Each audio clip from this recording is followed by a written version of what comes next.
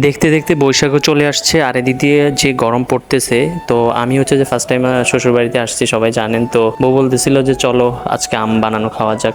আমার জেঠাদের অনেকগুলো আম গাছ আছে, যদিও ওদের আম গাছ ছিল, তাই হচ্ছে যে ও বলতেছে যে যে আমাদের আম গাছগুলো অনেক ভালো, আম ভালো হবে। দ্যাটস ওয়াই আমরা সবাই গেলাম ছাদে।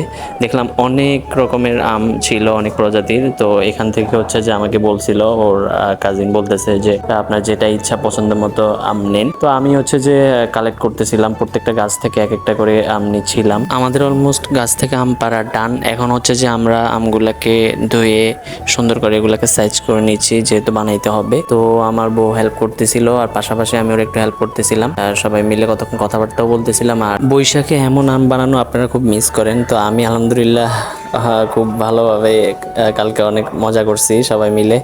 তো ওরা আমার জন্য স্পেশালি দুই রকমের আম বানাইছে। একটা হচ্ছে ঝাল দিয়ে, আর একটা হচ্ছে যে একটু মিষ্টি করে বানাইছে।